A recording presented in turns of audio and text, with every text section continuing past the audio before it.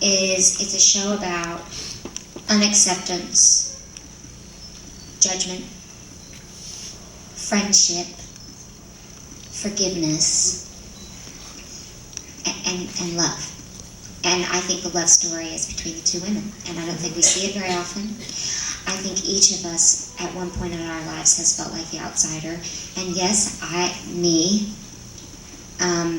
was the dork in Broken Arrow listening to Judy Garland while everybody else was listening to Madonna. So I, in my own way, was Elphaba. And a lot of people go, yeah, right. It's true. So I think it enabled me to play all the layers that Glinda required, which is, by the way, the reason she acted the way she did before she grew into the Glinda that we know and love, is because she was insecure. So.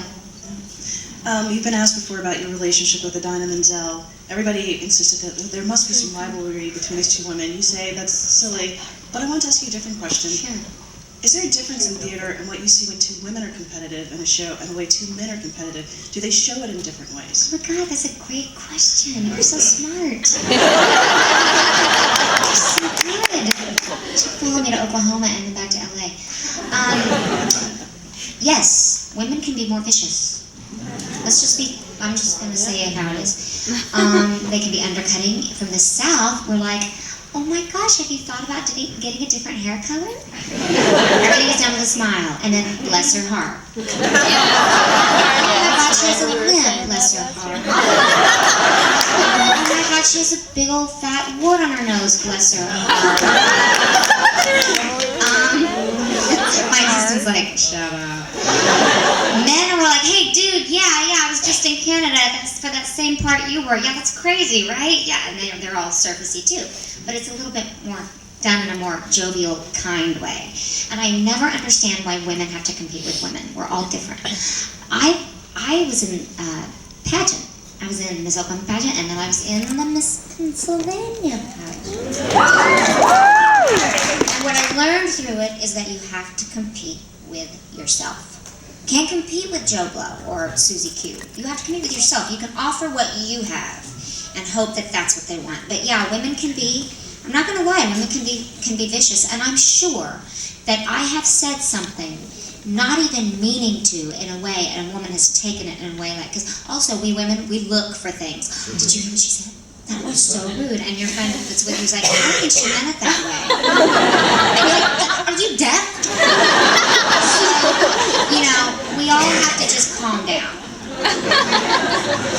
You write quite a bit about being a person of faith, being a Christian. And so first of all, I want to ask you, what does that mean in your day-to-day life? Well, I believe, everybody calm down, that Jesus, I've invited him into my heart to be the Savior of my life, therefore I can be forgiven for my sins. I believe that.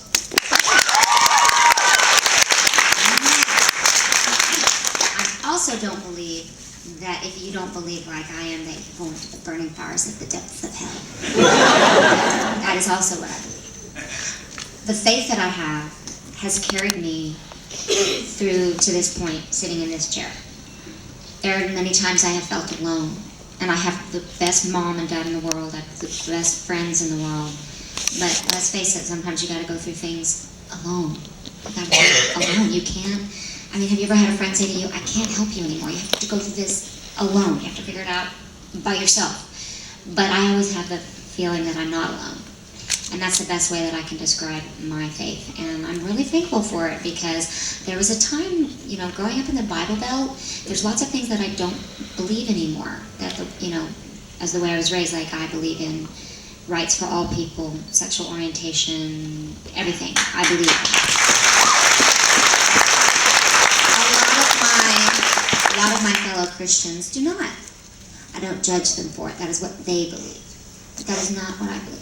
So, judgment equals bad. Well, you yourself judged between two communities you were trying to make happy. You go on the 700 Club to promote an album, thinking, I'm just going to talk about my album. Your gay community is like, how could you go into the pits of hell to talk to that guy? And then when you try to explain it, the Women of Faith tour that you wanted to join pretty much fired you. Yeah. How did that experience change your relationship to those two communities? Well, it's true that I do have a lot of, the gay community has embraced me. it hurt me because my very best friend is gay. And as much as I would hate to hurt the gay community itself, I was more concerned about what I had done to if my friend Denny was hurt. He said to me, I think you might want to rethink that decision. And I was like, oh, shut up, please, please. I'd never seen the show. I'd heard Pat Robertson or something, but he didn't do the interview, and I was there to talk about my album, and lesson. Would I do it again? No. I mean, when I drove in and